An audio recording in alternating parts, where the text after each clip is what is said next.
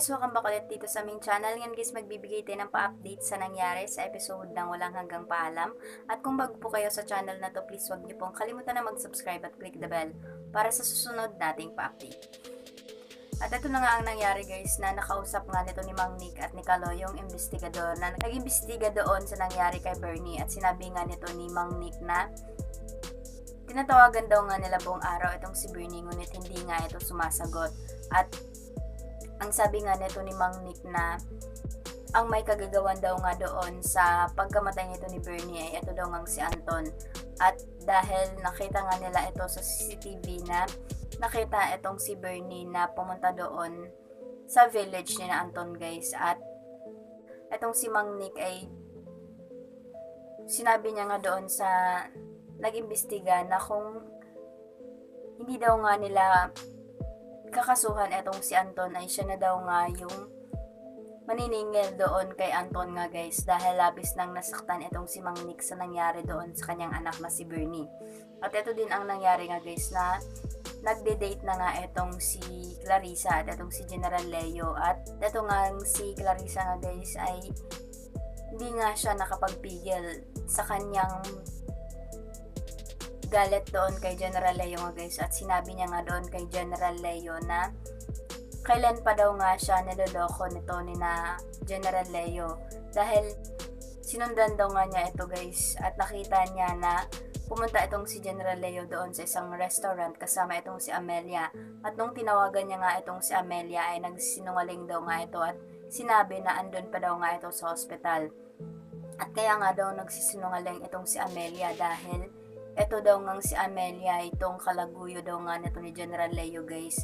At sinabi nga nito ni Clarissa na mga hayop daw nga itong sina General Leo at si Amelia dahil matagal na daw nga siyang niloloko ng mga ito.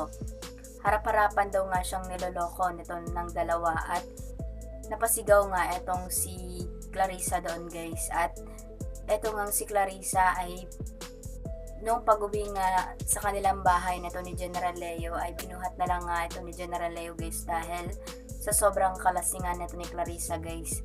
At ito din nga ang nangyari na etong si Amelia ay tinawagan niya nga itong si Franco at kinamusta niya nga yung bagong farm nila. At sinabi nga nito ni Franco na okay naman daw nga yung kanilang bagong farm at medyo may kalayuan lang daw nga ito. At sabi nga nito ni Amelia, mas mabuti na daw malayo kasi para hindi daw nga ito matutunton ng iba. At etong si Franco ay tinanong niya kung ano daw nga yung kanilang plano guys. Maayos na ba daw nga nito ni Amelia yung tungkol sa kanilang business partners. At sabi nga nito ni Amelia na yung plano daw nga nila ay kukuha pa daw nga sila ng mga marami pa daw bata guys para patunayan daw nga nila doon sa kanilang business partners na kaya daw nga nila na nawala yung kanilang mga business partners dahil etong si Amelia ay tinanggal na nga doon sa organisasyon. At sabi pa nga nito ni Franco na hindi ba daw nga magiging sagabal itong kanilang business partners sa kanilang mga plano guys. At sabi nga nito ni Amelia na ito daw nga sina Amelia yung magiging sagabal dahil makikipagkumpetensya daw nga sila doon sa kanilang mga business partners guys. Ipapakita daw nga nila na kayang-kaya daw nga nila nang wala yung kanilang mga business partners. At narinig nga nito ni Amelia na meron ngang ingay sa kabilang linya doon kay Franco guys. Ingay ng ambulansya. At natanong nga nito ni Amelia kung wala ba daw nga sa farm itong si Franco. At sabi nga nito ni Franco na wala daw kasi meron daw ngang inutos itong si Anton sa kanya. At doon din ay nasabi na nga din nito ni Franco kung ano yung naiutos nga nito ni Anton doon kay Franco.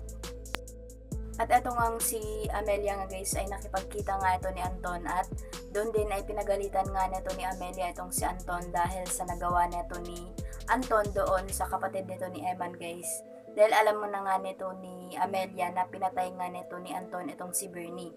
At nagalit itong si Amelia dahil bakit daw palagi daw nga gumagawa ng dahilan etong si Anton para madiin daw nga sila nito ni Eman guys. At hindi daw nga sila titigilan nito ni Eman.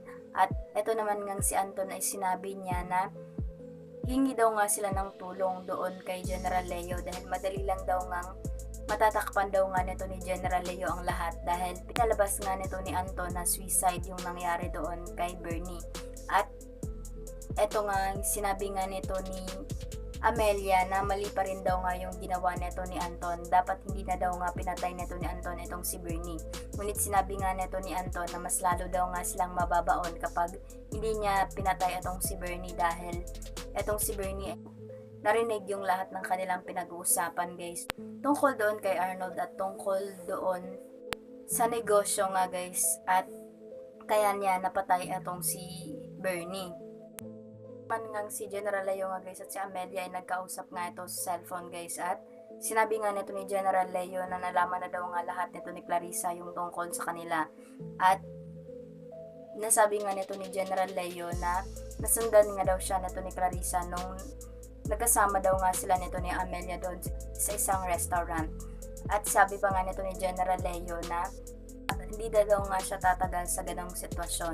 Ngunit sabi nga nito ni Amelia na ang dami-dami daw nga nilang problema at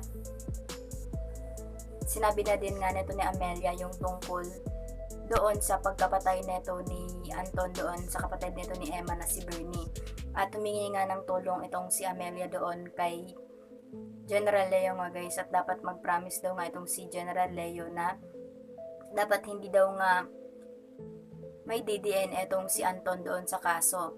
Dahil kung eto daw nga si Anton ay madadawit nga doon sa kaso, doon kay Bernie ay madadamay daw nga ang lahat, lalong-lalo na yung kanilang negosyo. At eto naman nga si General Leo ay pinangako niya doon Amelia na gagawin niya nga ang lahat nga guys para doon kina Amelia. At samantala eto naman nga si Sam nga guys ay sinigurado niya nga doon sa nag-iimbestiga na kunan yung lahat ng test tungkol doon kay Bernie guys dahil kung totoong nag-suicide itong si Bernie ay dapat may talsik ng dugo daw nga doon sa pader ng kwarto nito ni Bernie ngunit wala ngang ni kahit konting talsik ng dugo ay wala nga doon guys. At eto din nga ang nangyari na itong si Kaloy ay pinaalam na din nga nito doon kina Emma na itong si Mang Nick ay sumugod nga doon kay Anton guys. At ito din nga ang nangyari na doon nga din sa hospital ay nakita nga nito ni Celine itong si Anton at nagtaka itong si Celine kung bakit andun itong si Anton dahil ang sabi nga nito ni Anton na magpapahinga lang daw nga siya doon sa bahay nila. At sabi nga nito ni Anton doon kay Celine na meron lang daw silang pinag-uusapan ng kanyang ate Amelia doon at uuwi na daw nga siya. At nahalata nga nito ni Celine na parang may kakaiba doon kay Anton at tinanong niya nga kung may problema ba daw nga itong si Anton at pwede daw nga sabihin doon sa kanya. Ngunit itong si Anton ay hindi nga masasabi doon kay Celine kung ano yung problema niya. At doon din guys ay dumating itong si Mang Nick at kinuha niya nga yung isang tools doon nga guys na hawak nung isang nurse doon nga guys at sinaksak nga neto ni Mang Nick etong si Anton doon at etong si Anton nga guys ay nasugatan nga ito sa kamay at doon din nga guys ay sinabi nga neto ni Mang Nick doon kay Anton na pinatay nga daw nga neto ni Anton etong si Bernie. Galit na galit nga itong si Mang Nick guys at etong nga si Anton ay lumaban din nga ito at etong si Mang Nick ay natumba din nga ito doon guys at eto naman nga si Anton ay sinabi nga niya doon sa kanilang gwardiya na dalhin daw nga itong si Mang Nick sa presinto. Ngunit etong si Celine ay umangal nga ito guys at ayaw niya nga dalhin ng mga gwardiya itong si Mang Nick nga guys at dumating naman nga itong si Eman at si Sam at doon din guys ay mas lalong nagkakagulo at sinabi nga nito ni Eman doon kay Anton na pinatay na daw nga nito ni Anton itong kanyang kapatid. Sasaktan na naman daw nga nito ngayon ni Anton itong kanyang ama na si Mang Nick. At ito naman nga si Anton ay nagalit din at sinabi niya na pinagbibintangan naman daw nga siya at gusto nga niya na dalhin daw nga itong sina Eman doon sa presinto. At itong si Celine ay humarang nga guys, sinabi niya doon kay Anton na wala ba daw nga konsiderasyon itong si Anton at wala ba daw nga itong awa dahil namatayan daw nga itong sina Eman. Itong si Celine guys ay nakikiusap doon kay Anton. At doon nga guys ay eto naman nga si Amelia ay nakatingin lang nga sa kanila guys doon sa may hagdanan. At eto din nga ang nangyari guys na eto nga si Celine ay pumunta nga din doon sa lamay nito ni Bernie guys at nakikiramay nga ito doon kay Eman. At nagpasalamat nga itong si Eman doon kay Celine. Sabi nga nito ni Celine na kung may maitutulong daw nga siya, sabihan lang daw nga siya guys. Ngunit sabi nga nito ni Sam na okay na daw nga sila. At sabi nga nito ni Eman na kung wala daw nga itong si Celine kanina ay makukulong na daw nga sila nito ni Mang Nick nga guys. At sabi nga nito ni Emma na wag lang daw magpapakita itong si Anton sa kanya dahil hindi daw nga niya alam kung ano ang magagawa niya.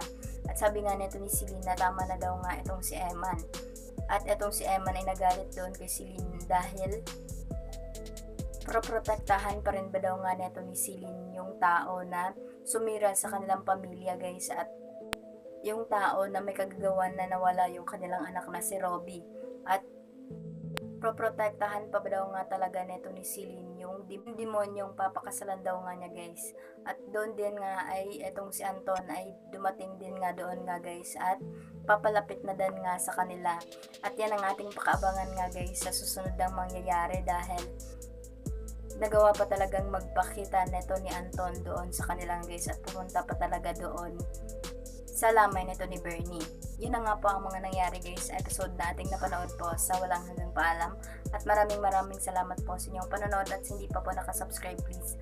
Huwag niyo po kalimutan na mag-subscribe at click the bell para sa susunod nating pa-update. Thank you!